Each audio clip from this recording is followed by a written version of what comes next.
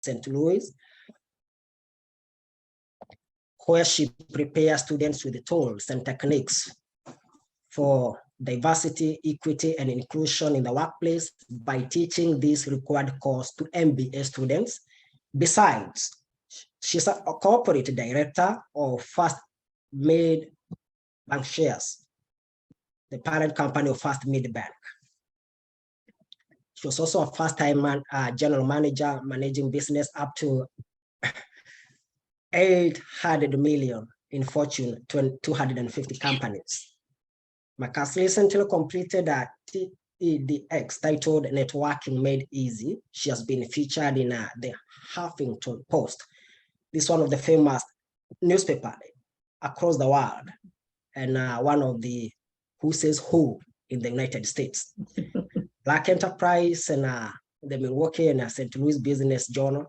Most recently, she has been a repeat guest on Good Morning St. Louis on the FOX affiliate in St. Louis. So, Marcus, I'm very delighted that you are part of this forum. So feel welcome, please. Thank you. Anytime, anytime. The other person is not so new to me. Her name is Salau. Hello, Salau. Hello. Hello to you. It's good to see you, Salau. I met Salau in Southern Illinois University, where I'm graduating. She's still a student there, and one of the things that's striking about Salau, she came in the United States a few years ago, but now she is the topmost leader of the Southern Illinois University, Edwardsville. And I think one of the lead in the history, the first lead in the history of SIUE. And she's a senior accounting major in the School of Business, an international student from Nigeria. As I have said, she's the president of the SIUE student government. Salau loves chocolate and cheesecake, watching TV shows and exploring new places. She has 3 young siblings, very passionate about breaking down barriers and succeeding in all places. And I think that's why part of being, irrespective of being a Muslim, a young lady, an international student, she can hold such a noble position in Illinois. Part of one of the things that many people don't know is that Salau is also a very careful driver. Yeah, she's the person that even if you are driving 1,000 miles in a most dangerous road in the world, you have nothing to fear. So Rahmat, Salau, please feel welcome. Thank you so much. I promise I am a good driver. Indeed. So without beating around the corner, I think we have to go right and hit the nail and start the forum because we have 1 hour. And I'm a respecter of time. And I think I'm very fascinated to see all of you, the names that I cannot mention and many others who may join us later. Please feel as integral part of this forum. It's my joy to have you here. Maybe one-on-one, we could start with Andy McKean, perhaps for 3 minutes. And I could ask you right away, if you listen to me, or if you're listening to me rather. I'm listening. Thank you so much. I would like 3 of you, we can have 2 minutes or 3 minutes, each of you, and tell us, what does welcoming mean to you? What does welcoming mean to you? What's the definition of it? Well, we talked, I went to Africa, and it's the first day I got out there, a lot of my friends were a little hesitant. I went to the market. Anyone knows Africa? And I was buying stuff because I'd learned the language and I was bartering to buy stuff. And the first thing I realized how friendly people were. The mammies at the market and all the food. And then I'd bargain. We were taught to bargain. And people invited me to their house. I told them I was a Peace Corps. And it's just starting a conversation with people. And I found everyone I talked to wanted to get to know me because that was in the late 60s. And a lot of the African countries, as you know, got independent in the late 50s, early 60s, and they were colonies of the British or the French. So my friends of mine told me that the British, my best friend who taught with me, I was a teacher, said to me, he never saw the British man's feet because they always drove by in cars and they never stopped by the village to meet anybody. So I think it's human contact is most thing for welcoming, because the British didn't really, they were the leaders they were the dominant force, but they didn't really weren't friendly. Like the French, I found out, because Cameroon was a lot of French, they married a lot of intermarriage with the Africans. They had a totally different relationship. So I think it's just being open to welcome people. So my wife will tell you, she had a birthday party for me a few years ago. And at the end of it, people said, this was like being at the UN, because I had people from Indonesia, I had people from India, I had people from all over the world at my birthday party, because anyone I meet, having traveled around the world, I'm interested in knowing people and their culture and what their family life and what they want to do and what they've done and what they want to do. So I think it's really important to welcome people by just like Rahmat or Michele. I'm looking at the different people here, Solomon, Jeffrey, just to not be afraid to reach out and talk to people. I'll give you an example. I'm a runner. So there's a big race, and I just moved from Colorado a year ago, called the Boulder. There's about 50,000 people participate, and they have the Kenya runners and all the African elite runners come in teams, and they have a team race. And they all sat together. We had a big spaghetti dinner, and I went over and talked to the people from Ecuador, from Colombia, from Mexico, from Kenya, from everywhere, Ethiopia. They're from all over the world, because I felt comfortable. And all the other people at the race were just watching me, amazed that I could go talk to these people. And I said to the people, why don't you go and get up and go to the other tables and sit with the other runners, because they're afraid to talk to you, because you're an elite runner, you're the best runners in the world, and they're afraid to talk to you. And as some of you might know, Africans tend to be a little bit more reserved. So I said to them, go talk to them, and I broke the ice. So you need somebody to break the ice. What I learned, we're all human beings, and by example, you lead by example. So if every one of us here were to reach out to people and just be friendly, you'd be surprised the positive reaction you'll get. Particularly, I think white people, and I'm going to speak about racism, because I think that's a big issue, are afraid to communicate with Black people. I've never had that problem, because I was raised in a diverse community where my high school was Latino and African American, and there are a lot of Jewish people, so I was in a mixed group. Actually, my high school, it's interesting, was in New Rochelle, New York. And the UN, all the people that worked at the UN, there was a express train from New York City, Grand Central, to New Rochelle. So most of them had houses in New Rochelle. So their children from all these countries on the planet went to my high school. So I got to meet all these kids from all over the world at my high school. And I feel very blessed to have had that. And a lot of them came to my house. I had Benny Lee from China. I had a guy from people from all over the world. And my mother, luckily, was very open-minded.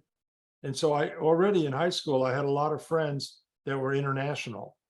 Mm-hmm. So I guess it's something, that's what I believe has to happen to welcome people. You got to reach out and sit and know everyone, particularly when you're a stranger in the country. I'll tell you, from having been in Africa, I was the only white man in my village. And some of you may be the only Black person in a white area. You understand what I'm saying. It's pretty intimidating to be the only white person to turn it around. But after, I remember they had a big party for me the day I left. It was great. We drank Mimbo beer, and we had food, and people come in from a whole village, and it was like a big party. But of course, I didn't know people when I got there. But that's what can happen if people get to meet each other. So just being friendly and not being afraid to talk to people and just getting to know people as human beings, because we all want the same things. We want a good life. We want to have a good family. We want to have a loving relationship. We all believe the same way. It's just we have different cultures, but we're all human beings, and that's really my message. Just to be friendly to everybody.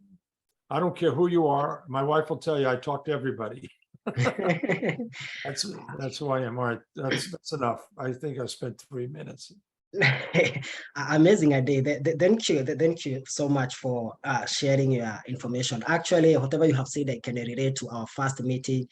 You are the one who broke the ice, and I loved when you talked about it. There must be someone who breaks the ice. Most of the time we feel, I don't want to talk to them. But once you break the ice, you realize a person can be as friendly as you. Thank you so much for sharing. Salau, if you may, what's your idea about that? Yes, a lot of what Andy said resonated with me. I think when I think of welcoming, it's firstly a quote by Maya Angelou that resonates with me. And it goes, I've learned that people will forget what you said, people will forget what you did, but they'll never forget how you made them feel.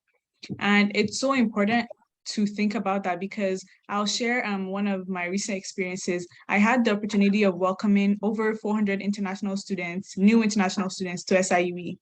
And so I spoke at the panel during the international student orientation. And all I spoke about with 2 other students was about our experiences as international students, our ambition to finding internships, and just achieving the American dream, and why we came to the US. And I know I said a lot, but I truly think that perhaps it was words that people will forget over time. But as week 2 came by, so I spoke during the first week of school. So as week 2, week 3 came by, I'll have international students, some people stop me as I'm walking just on campus and tell me, oh, are you student body president? I remember you speaking at the international student orientation. And it resonated with me that they probably didn't remember like exact words that I said. It was just about seeing a face in an audience saying that we hear you, we experience what you experience, and you're welcome here. And so I think it's very important to know that no matter how you're experiencing life with people, you make them feel good, like make them remember the feeling of speaking with you, meeting you, and just leave a good memory. I think that's what welcoming means to me.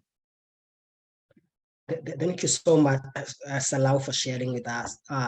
I'm proud of you, just as I'm proud with Andy and Marcus, because you are quite young and the face you are bringing to SIUE is quite new. It's something that I haven't seen since I joined that school. Keep up. Thank you. Last but not least, of course, is this beautiful, pretty Miss young lady, Marcus, if you may. Thank you. So I would, similar to what Andy had said, for sure, being welcoming does mean being friendly, but it also means being open and being receptive. And it's quite clear when you are in an environment where that's happening for you. I would stretch a little bit to say that, as a diversity, equity, and inclusion practitioner, I would also even add to that, it's a feeling of belonging, right? Mm-hmm. Which is somewhat of a intrinsic feeling that we all have. We've all had opportunities where we've felt that we belonged in a place, and we've all had opportunities where we have felt that we did not belong in a place. Right. And it's quite clear. And when you don't feel like you belong, there's a great deal of academic research in regard to when you don't feel that you belong, your performance may not necessarily be as great, in the workplace, for example. And typically in environments where people belong in the workplace, typically those are environments that financially also perform well. So there's a lot of positivity that goes along with being welcoming and belonging. And I consider myself to be an international citizen because I just love moving around the globe. And I've been to many places where, I have felt welcomed.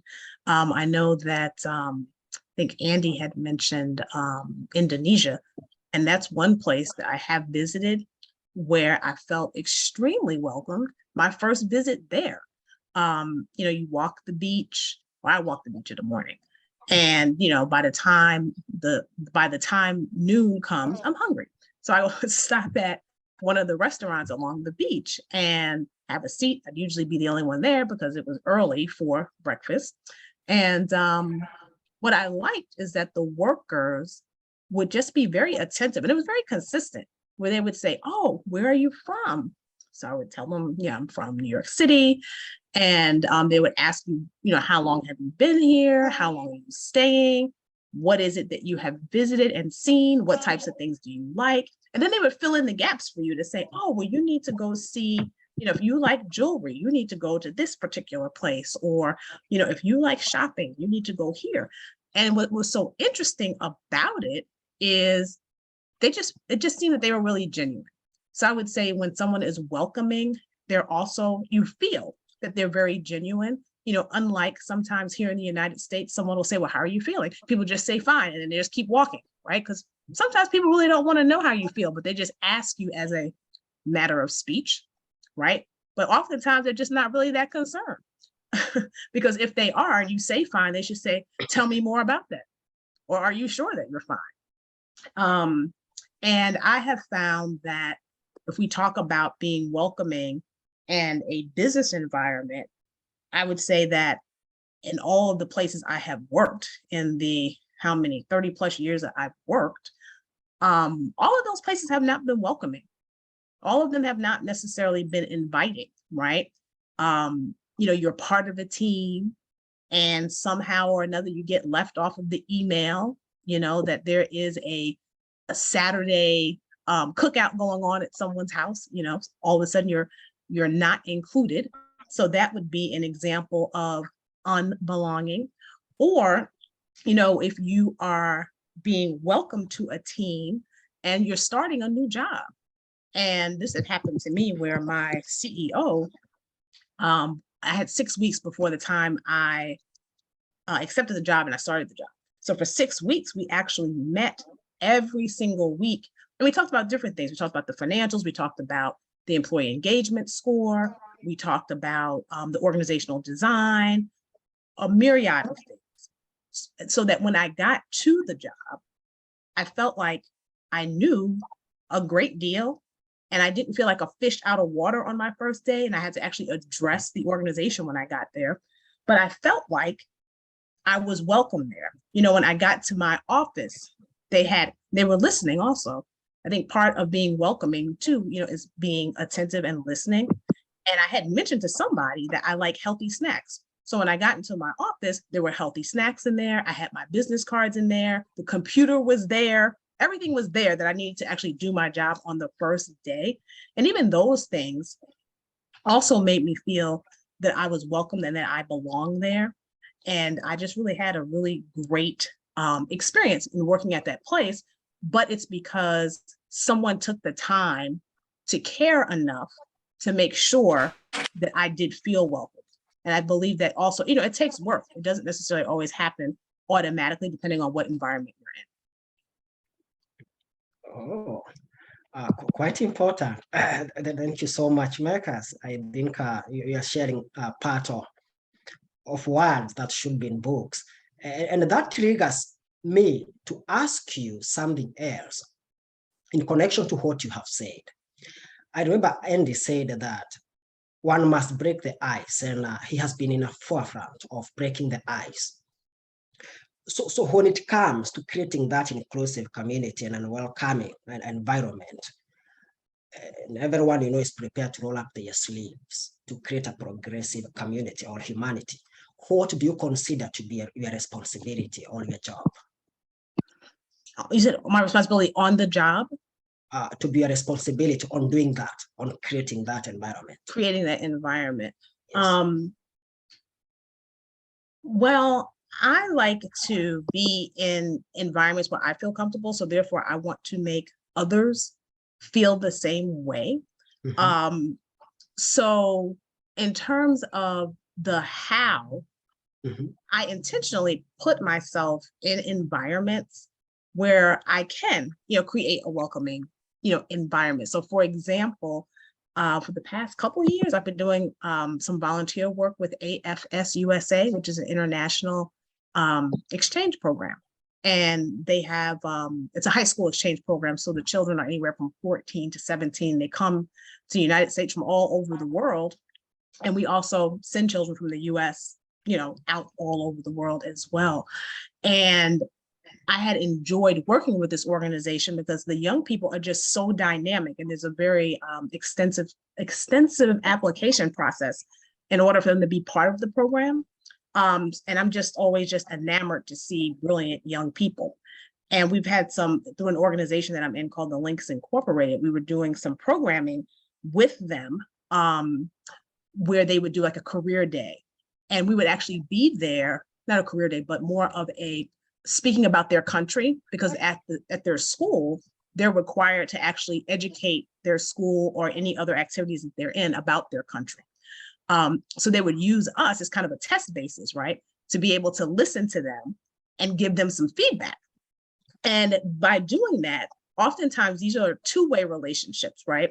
So by creating this inclusive environment, even though it was virtual, by being present, by nodding your head, by showing that you're interested in what they're saying, by asking questions, even in a virtual environment, that is a way, to make and to help create a inclusive environment. And then I even took it a step further, because I had learned that there is a lack of people of color that actually host students from other countries. And there was a situation, I know someone from Africa actually was from Senegal a couple of years ago and was interested in being placed in the home, ideally of an African-American home, here in the St. Louis region. And there just weren't any available. So that person ended up in rural Missouri, with a white family. And I just think that may have been a challenging environment possibly for an African student to be in rural Missouri, right? So to create, and I see Andy is laughing. So to create an inclusive environment, I think the other thing is when we see things that could be better, instead of actually just pointing out that there's something wrong with it, we also should try to be part of that solution to help create that inclusive environment. Yes. So as a result of that, this year, I'm actually hosting an international student. Actually, she's from Ghana. Is she on here? I don't see her on here. She's from Ghana. She's 17. She's at Crossroads. Oh, she's here. She's here. Yes. She got here on August 11th. And I think for her, she's adjusted super well to the opportunity. I think it's me that's still doing some of the adjusting, because I'm a solo act, so I'm not married. I don't have children. So, having an extra person in your home that you have to care for and make sure they have 3 square meals a day, where I might not do that for myself, make sure they get to and from school, make sure she gets the volleyball, make sure that she gets to her theater class. All of those things, are a way to create a welcoming environment to a young person whose parents are putting their child in the hands of someone else that they don't even know, right? So to create this inclusive environment for her, it's my goal to show her, oh, and there she is. She's the one on the iPhone. She's waving. That's Magdalene. So that's the saying. Child, Magdalene Adongo. So hopefully she would agree that I am creating an inclusive environment for her and giving her a very unique experience that will hopefully be something that will be life-altering and life-changing for her. Thank you so much. I think this is the best part of the conversation, or rather this dialogue, it's not talking too much, but doing too much. And I think that's where we are dwelling on this. So congratulations for all you've been doing, that tells us that we are really on the move. It needs just one person to change the world, they have said in the past. Thank you so much. Maybe I can repose this question before coming to Andy, allow me, to ask Rahmat. I know she has been doing much in the SIUE. Allow me to pose this question to you on the practicality of welcoming a community where everyone is prepared to roll up their sleeves to create a progressive community. What do you consider to be a responsibility or to be your job in this? I think it's my role in doing something like that will be showing up with like my 100% and being available to other people and making sure that I'm practicing behaviors and patterns that would further encourage people and promote people to fully express themselves in their specific identities every day. I think it's just being supportive of other people as they experience the world in their own different ways and as they show their individuality as they go across life. I think it's just supporting other people, being open to other people's experiences and not being a critic of different people's worldviews. I think that's where you show that you're being progressive and you're just being open to a new idea of living that might be different from yours. I think just being a Muslim woman in the US, I've definitely learned like from people of different identities from me. And I think it's important to not be closed-minded in your view of the world because there's just so many views. Mm-hmm. Oh, that's a great, Salau. I actually don't want to dominate this dialogue. So before Andy communicates to us, I would like the members to feel they are welcome to ask the question, and you'll have the time if you want to ask it directly on this platform. Please feel free. Furthermore, I have the co-host here as my CEO and my boss. I don't think he wants me to fire him. So, Mr. Andy, back to you. Well, I'm a member of a Rotary Club. Probably most of you know Rotary. I'm also a member of a Kiwanis Club, and I used to be a member of a Lions Club and an Optimist Club. And for those of you that don't know what they are, they're all what they call service clubs. They're voluntary. We meet weekly. We have a program. We raise money, and we give money back to the community. And the focus this year of those four groups, Rotary, Lions, Kiwanis, and Optimists, is to have diversity, inclusion, and equity.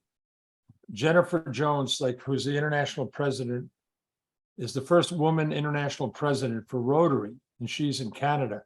So she's focusing on women empowerment, which to me is an important role because my role models was my mother and my wife. So I think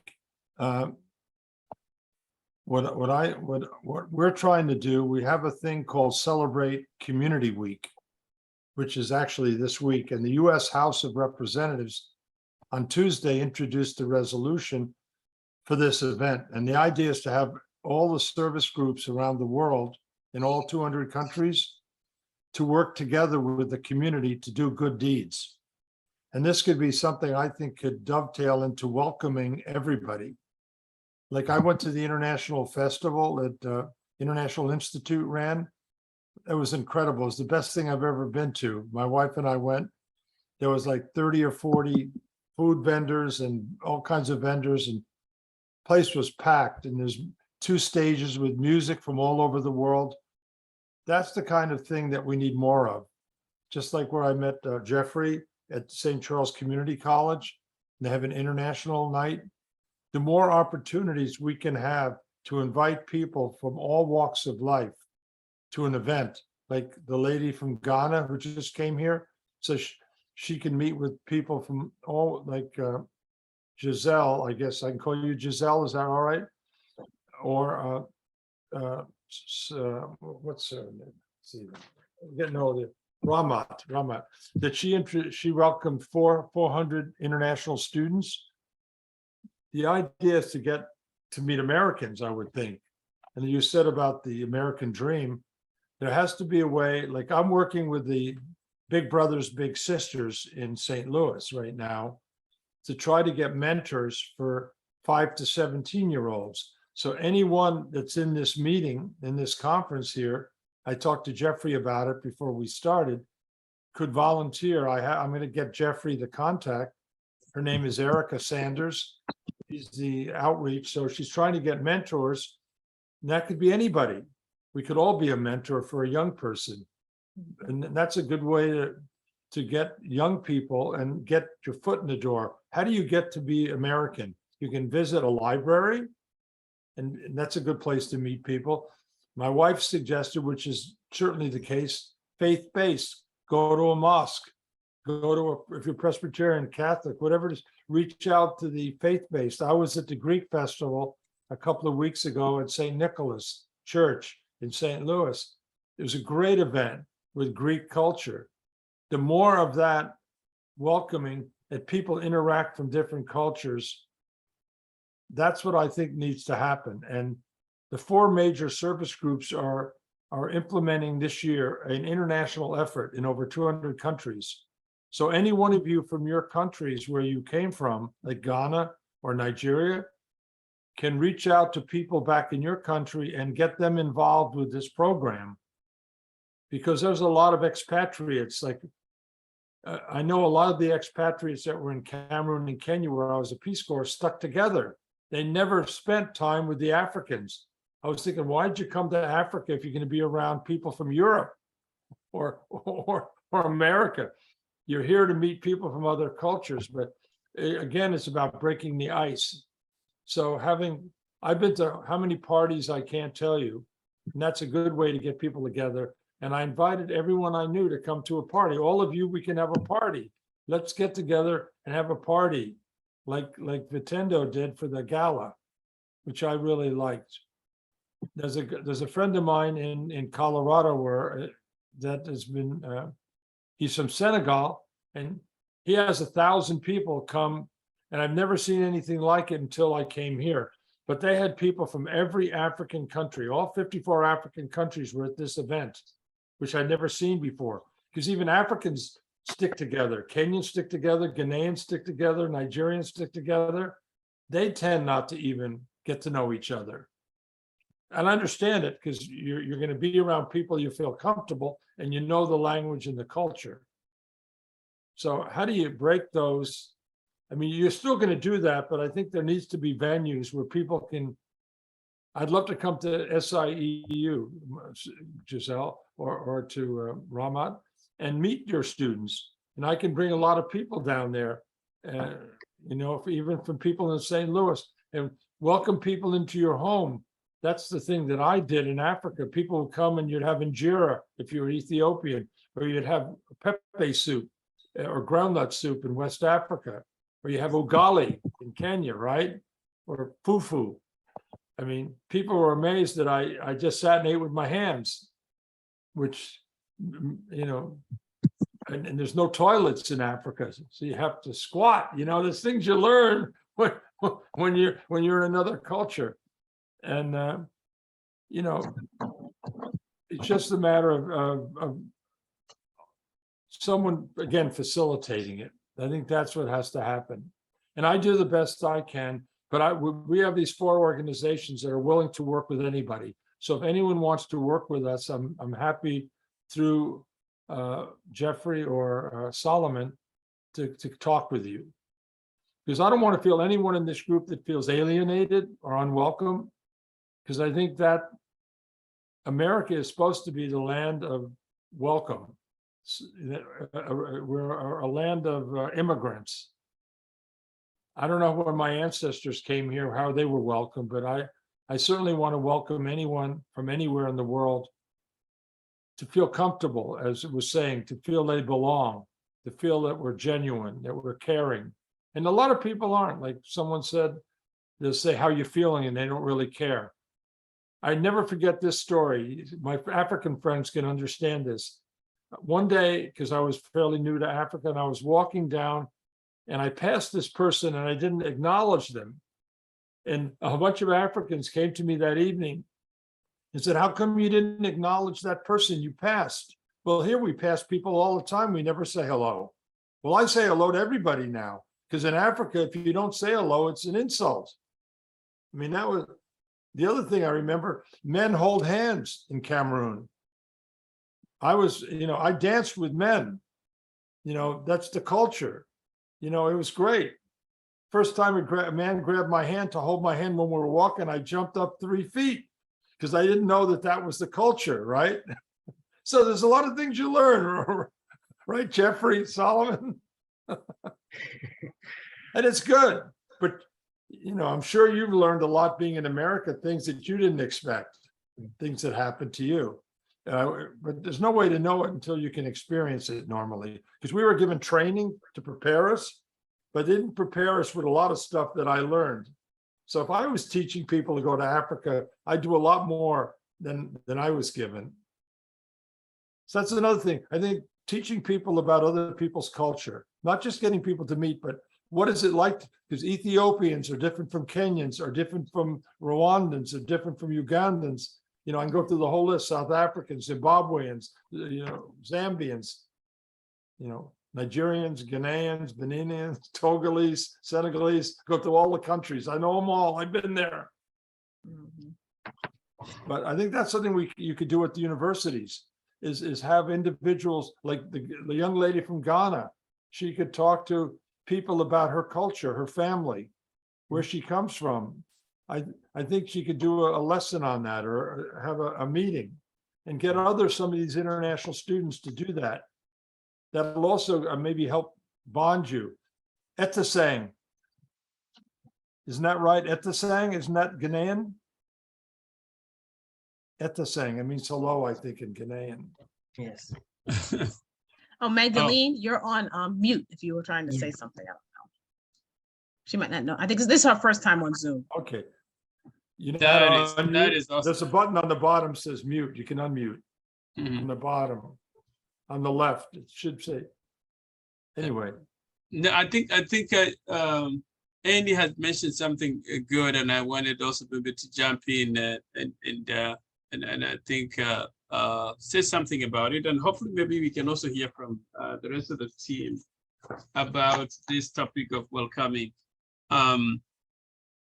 There are so many things probably he has mentioned, but I would also maybe hear from people talking about sharing some of the other interactions that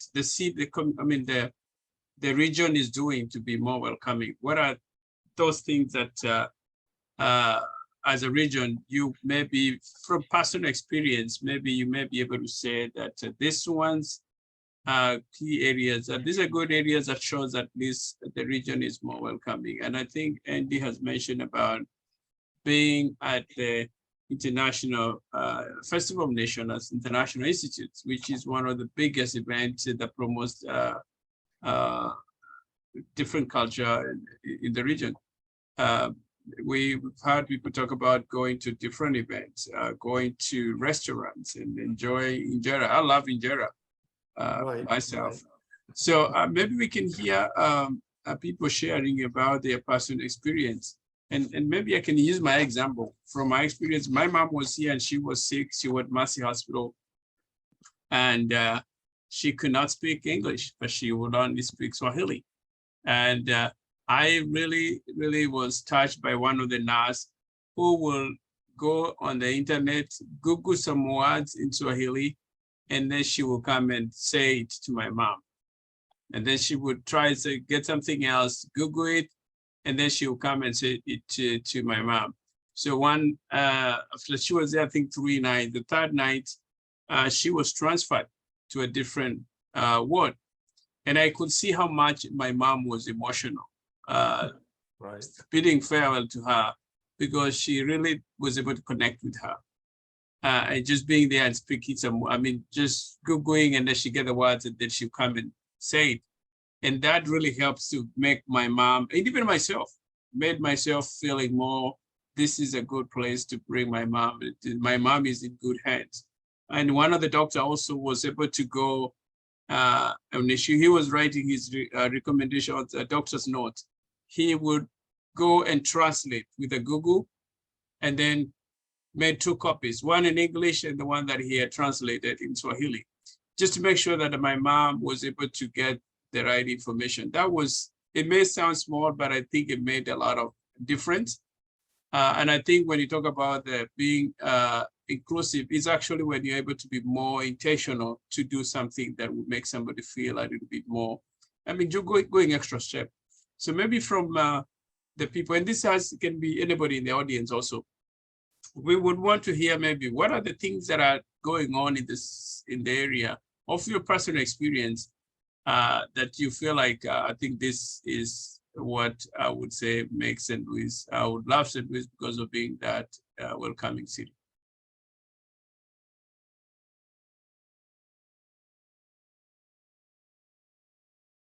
And anyone can go first, maybe.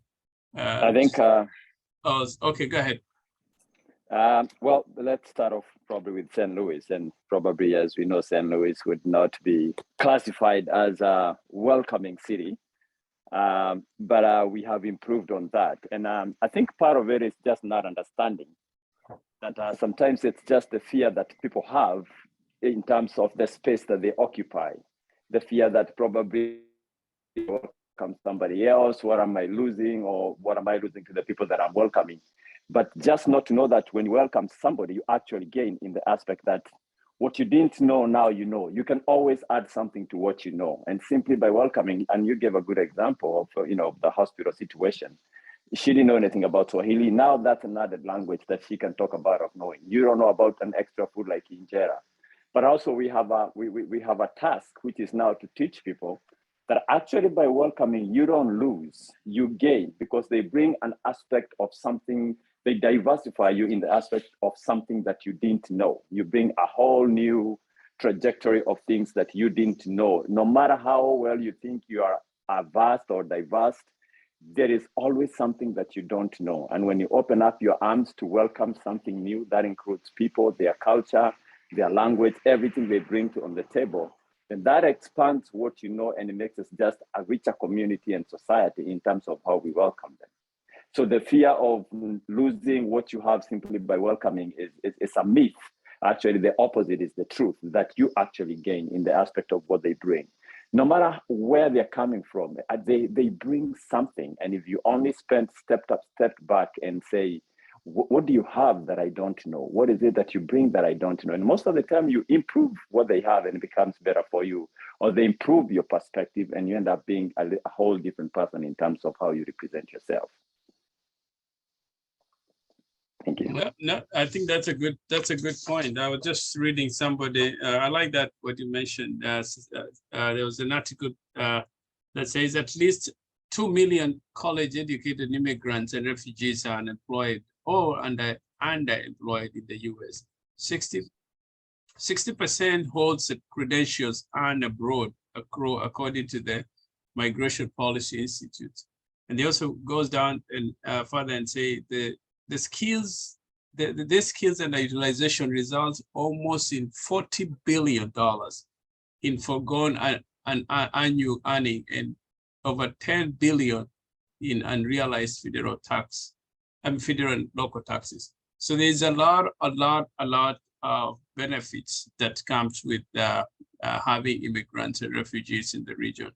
I see a lot of companies that are reaching out to look for people to hire right now. And with the shortage everybody's having, so having a number of these immigrants and refugees, there is a lot of value that they bring to the region, as opposed to what maybe the media or the people may have said it, that people see it in a different way. But in actual sense, when it comes to factual fact, there is a lot to learn. But thank you, Sebastian, for that. Yeah, we can hear from the other contributors. Hi, everyone.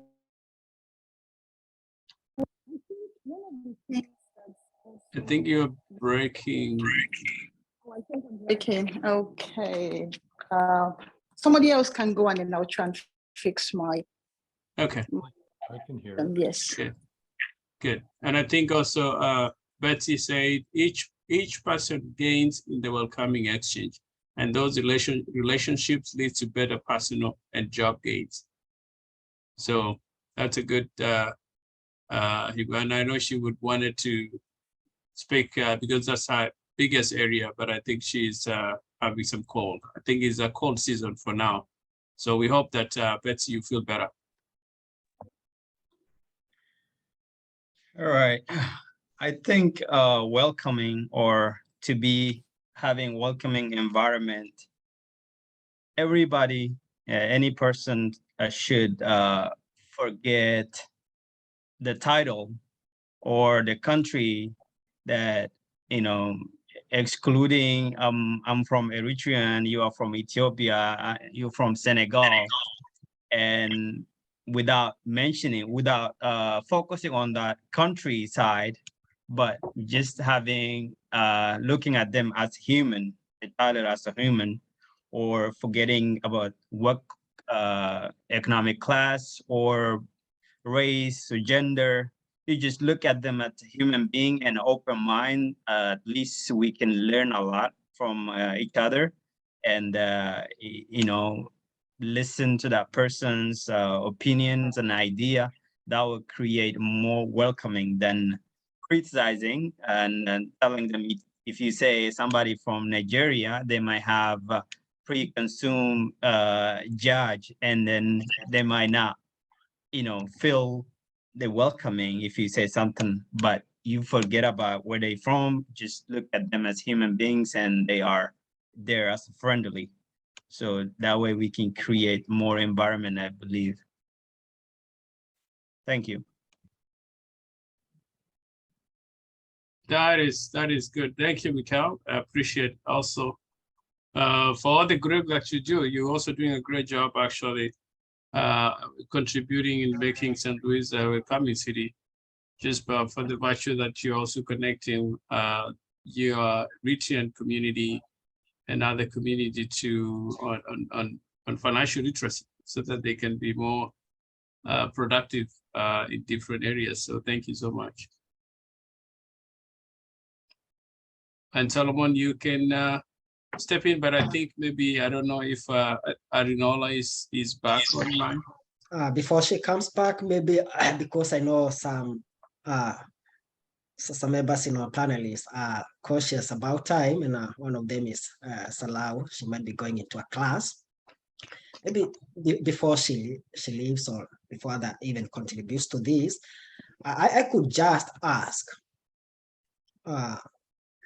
We all know that we have cultures and ideologies, the way we have been brought up, beliefs, stereotypes, you know, the perceptions, the things you fundamentally believe this is the way.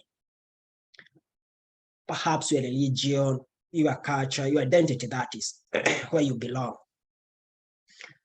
My question revolves around that, and perhaps to allow being a Muslim and being an international student and all that allows you, you know. I would ask, how do you train yourself to be corrected and to rethink what you believe? How do you train yourself to be corrected and to rethink what you believe? Because I have also, I have parts that I believe they need some sharpening, you know, all that I believe, I have grown up believing it's not the gospel truth, 100%. It's when you go to the outside the world, you realize, I think whatever I have been holding for years, it's a dogma. You know, whatever the world accepts is true, but in reality, it's not. So Salau, back to you. What's your answer to that? Okay.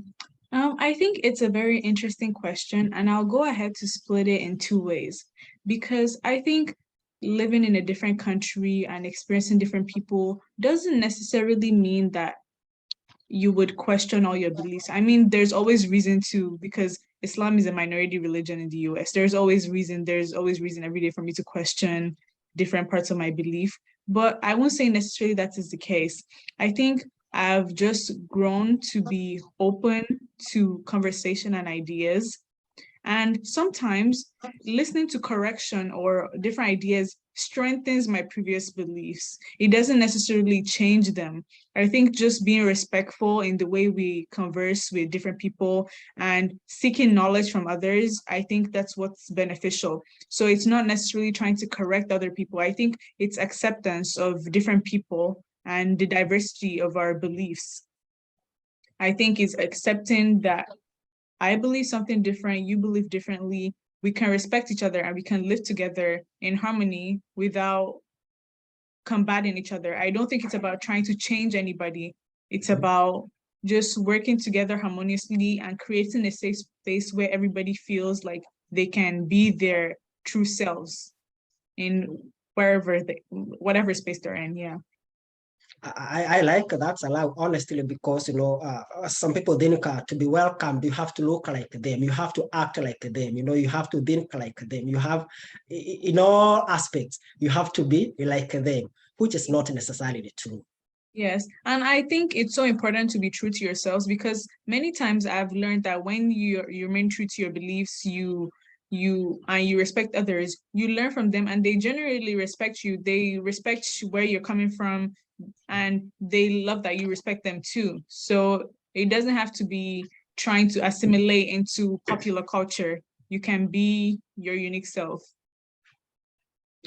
I like that. Before maybe coming to end this perception, I mean, his idea on this, I think whatever Salau is bringing on the table is that it's reminding me of someone who said that I would love meeting a preacher in the street who can preach, of course, maybe using the gospel, I mean the Bible, but when it comes to an example, you know, he can quote Quran and even go to other religions, you know, even Buddhism, you know, to make the message wholesome.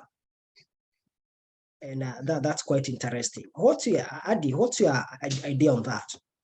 When it comes to be corrected, I mean, to train yourself to be corrected and to rethink what you believe. How do you train yourself to be so?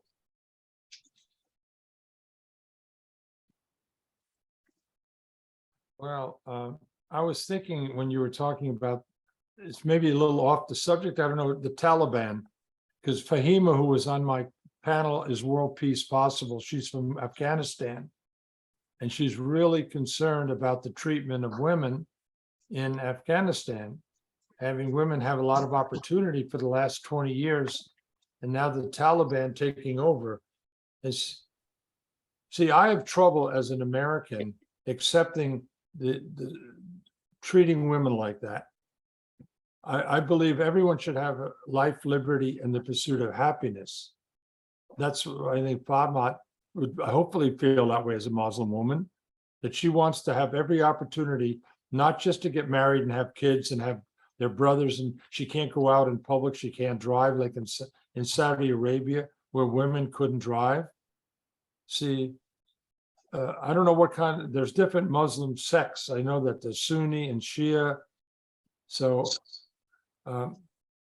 I know I like to learn more, because I don't think the women in Afghanistan are accepting what the Taliban are doing there, but I'm not there, I don't know.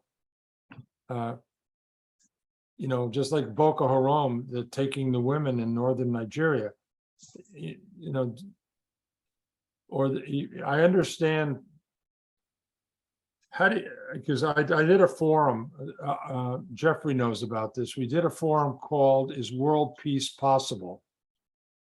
It was 2 hours, and I think it's possible. And I'm curious that, you know, do you all think? I mean, that's not really relevant to. Maybe it is too welcoming, because I think if we're going to have a peaceful world, we have to learn to accept each other and our differences. But what do you accept and what you can't accept? That to me is critical to me for society. Like the Nazis, how they treated the Jews in the Holocaust, you know, or what Stalin did with the people in Russia, or what Mao Zedong starved 40 million Chinese when he was head of China. Where does human rights? Because to me, that's really important as an American, because I think the fact that 23 of us can sit and talk freely is, to me, really important. I did it in Africa, but the people couldn't speak out publicly. None of my African friends could speak out when I was there publicly, their thoughts, but the people were very intelligent and knowledgeable. And in our conversations, they knew a lot, but they didn't feel comfortable speaking out. And that worries me here. If people speaking their mind, and worried if people are going to be attacked for speaking your mind. I don't know what Rahmat thinks, but I think freedom of speech and lack of censorship, like your beliefs on Muslim, I don't know much about the Muslim faith. I'd like to learn more. You know, but I don't know if that really fits in what we're talking about, but if you're going to have a peaceful world, people have to learn to live together peaceably. That's a real challenge. That's really not maybe the focus of this discussion, but it's, to me, the central issue with Russia invading Ukraine. That is beyond, I think anyone here can admit, maybe I'm wrong, that was the wrong thing that Russia did. They had their own rationale, Putin, for doing it, I'm sure. But in this day and age, just like what happened in Rwanda with the Tutsis and the Hutus, and they slaughtered 1 million people with machetes, genocide, you know, that might be more than we want to talk about here, but I'm afraid of the world disintegrating. And just like we had a new president in Kenya, thank goodness there wasn't a lot of killing. In previous elections, there was a lot. I'm worried even in our country with our election last time and all the turmoil that it created in my country. I'm not concerned because I'm living here, so I'm concerned about the future. So we can have meetings like this and welcome people, and we can learn from each other and accept each other for whoever we are. As Michele was saying, you know, just accept ourselves as human beings, not Senegalese or Eritrean or Ethiopian or whatever. That's ideally, I think, what has to happen. That's my 2 cents. Thank you, Andy. Can I say something? Yes, please.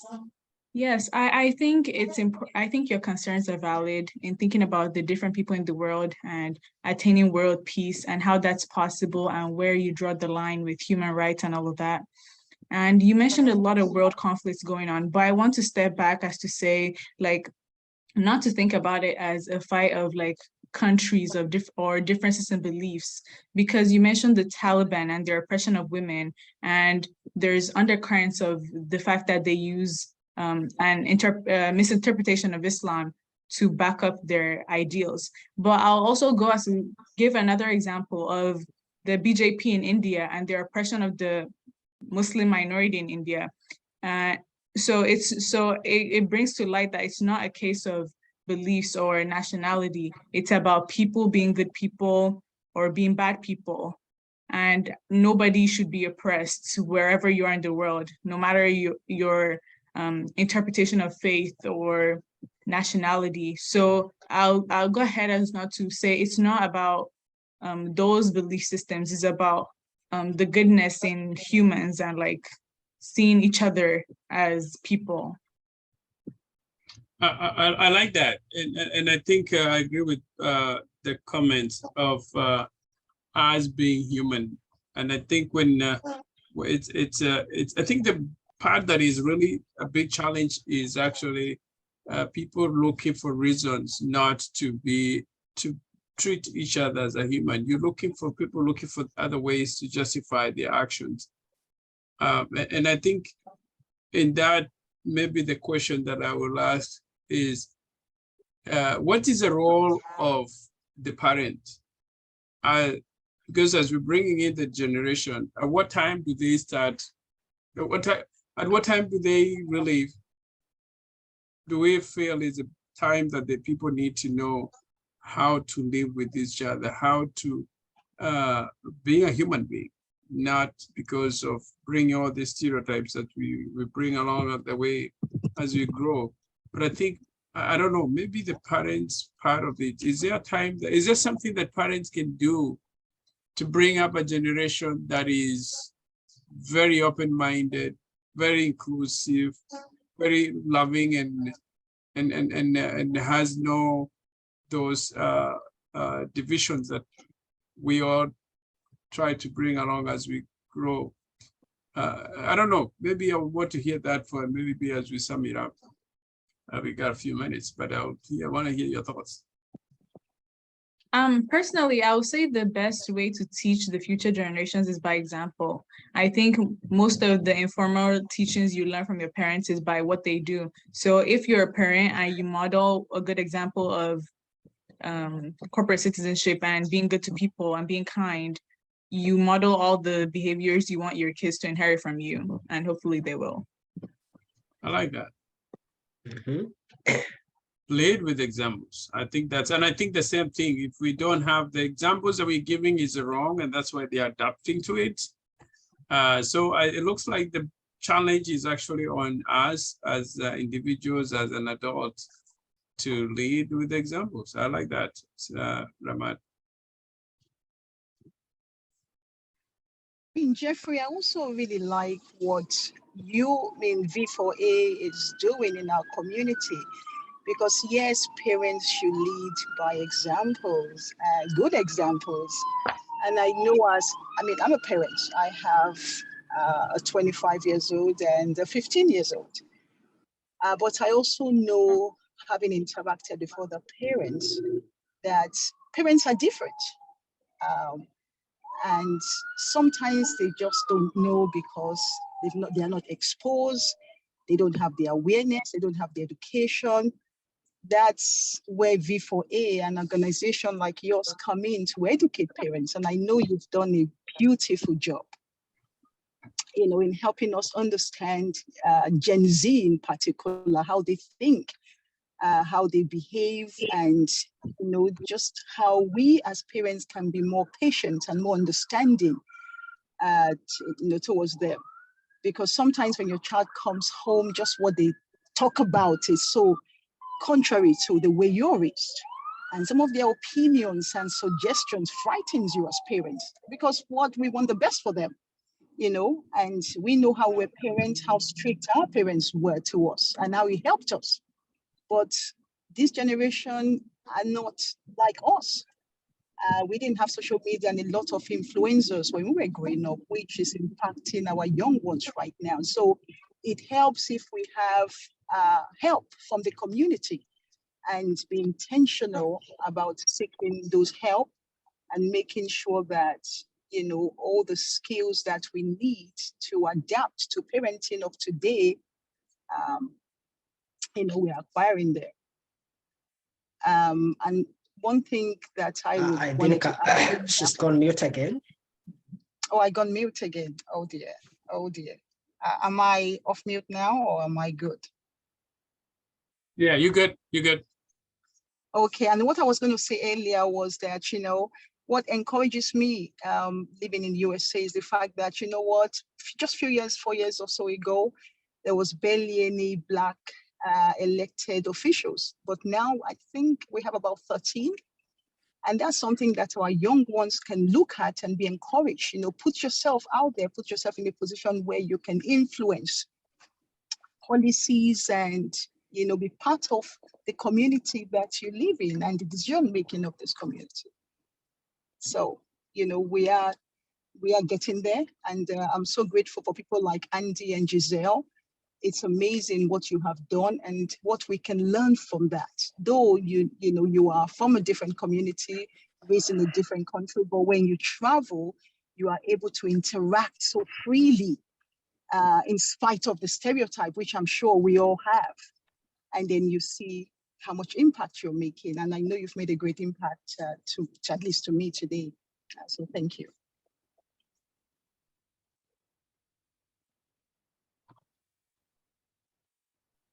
See, what I think has to happen, you need family counseling. I think you need to to get together with parents and their children and have family counseling. Because I think a lot of parents don't know how to raise children. It's easy to have kids, as you all know that have had kids. It's the easy thing to have a kid. The hard part is raising them, right, Jeffrey? I agree. So it's nice if families could get together in groups and talk about with their kids these issues. Not that you're alone, like the lady just said. Irinola, is that it, with the 25 and 15-year-old? That, Yes, sir. because I'll give you an example. My wife is trying to deal with her daughter's our grandchildren. They live here. That's what I'm doing here. And my wife and I is constantly talking to me about the mother is pushing the child to. She doesn't think he's doing enough in school. He's in sports. He's not doing enough. He's 12 years old. I didn't get the sports till I was in high school. I'm a sports nut. So she's pushing the heck out of the grandchildren, and my wife is upset about it. And I think it's a different world. The kids start sports at 5 years old. I didn't start my sport until I was in high school. Really, I played sports, but just for fun. Like you said, things have changed so much, particularly with social media and bullying. I don't know, because I don't have children myself, and it's the society has to step up and somehow, like our grandchildren, I know, are limited to a half an hour every day on the internet or on their phones. Their parents control that. Other parents let their kids, have phones and do whatever they want. They have no oversight. Talking about what families' jobs are. But I think if families could get together and talk about it, like you could do at church, let's say, or at the mosque. I don't know if they do that.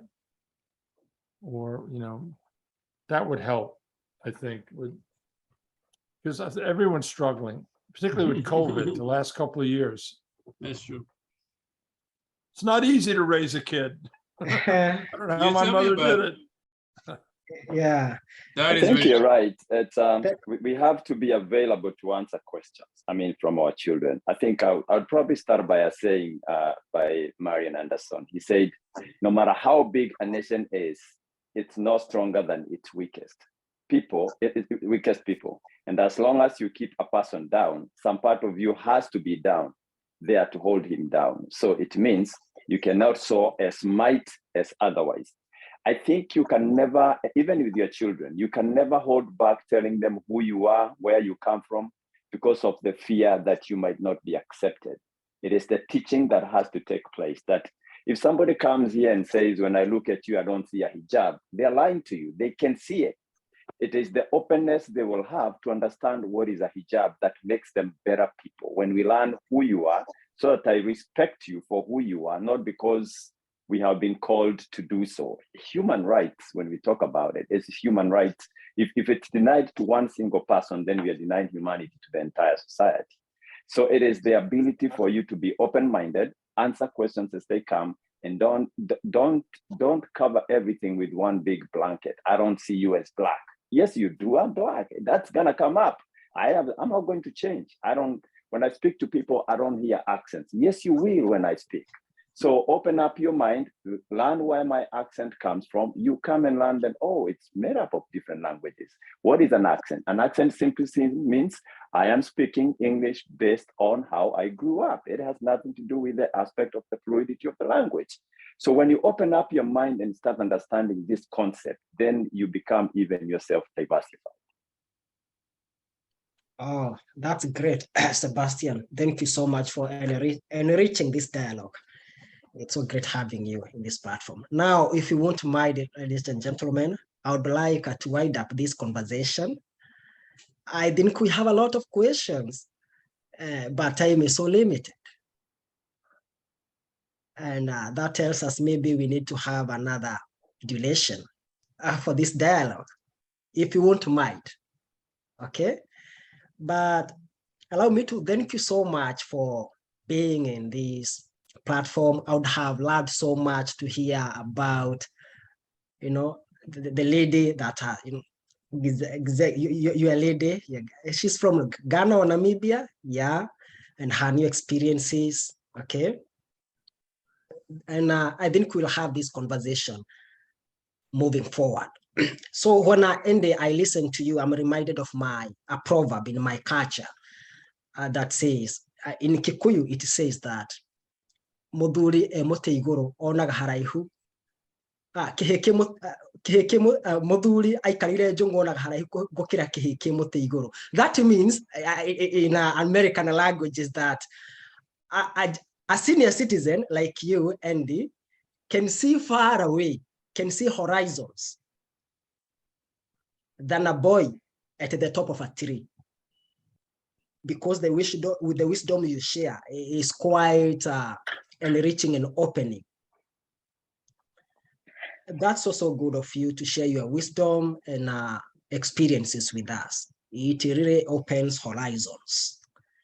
I must say to Gisele that I'm not a person who is so much focused on someone looks, but when the beauty matches the character, that's something that fascinates me. So thank you so much. And unless someone has anything, allow me to pass this mantle to Geoffrey Sented.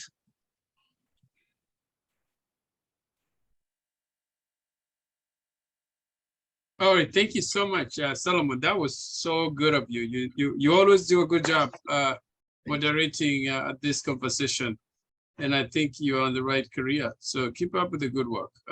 We are so grateful to have you, and thanking everyone who has been with us for over an hour and a half now,